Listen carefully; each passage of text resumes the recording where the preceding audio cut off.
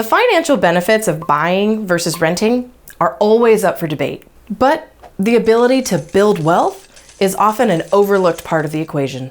And speaking of equations, full disclosure that math, not really my strong suit. And while this video does not contain over 100,000 bullet points, I am going to give you 111,285 reasons why you should totally buy a home this year.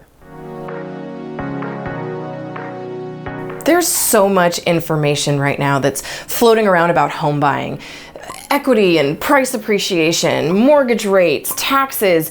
And if you've never bought a home before, it can just be really overwhelming and confusing. And what I want to do today is to help break this down so that not only you can know what's going on, but you can make an educated decision so that you can create generational wealth for both you and for your family. The latest research from NAR, or the National Association of Realtors, talks about exactly this. In fact, in the research they just released, it says, homeownership is a key pathway to building wealth and narrowing the racial income and wealth inequality gap. Housing wealth, or equity, accumulation takes time and is built up by price appreciation and paying off the mortgage.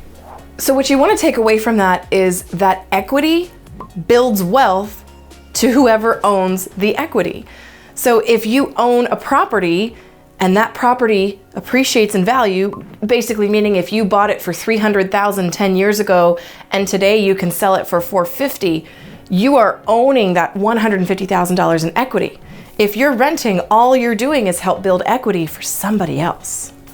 And if you're building that equity for yourself, that is wealth that you can pass down for generations to come. In fact, let's take a look back in time and see what that looks like. Here's a look at equity over the last 30 years. The NAR research reveals that an average gain for homeowners over the last 5 years was $139,134. And over the last 10 years, it was $218,505. If you look 30 years ago, the NAR article says, homeowners who purchased a typical single-family existing home 30 years ago at the median sales price of $103,333 with a 10% down payment loan, and who sold the property at the median sales price of $357,700 in 2021 Q2, accumulated housing wealth of $349,258. Homeownership builds household wealth, which allows you to move up into your dream home or to, again, forward that equity and share it with generations to come. If you haven't bought a home yet, don't worry, you haven't missed the boat. What we're talking about right now is something we're going to be talking about 30 years from now. Experts are still calling for substantial growth in the real estate market. Here are the most recent projections from Pulsenomics, which surveyed over 100 real estate professionals, economists, and market strategists. And this is what these specialists are seeing and predicting for the next 5 years for home values, or equity. In 2021, which we already know because we've seen it, there was an 11.74% home price increase, aka equity. They're predicting for 2022, 5.82%, 2023, 3.94%, 2024, 3.56%, and in 2025, 3.55%.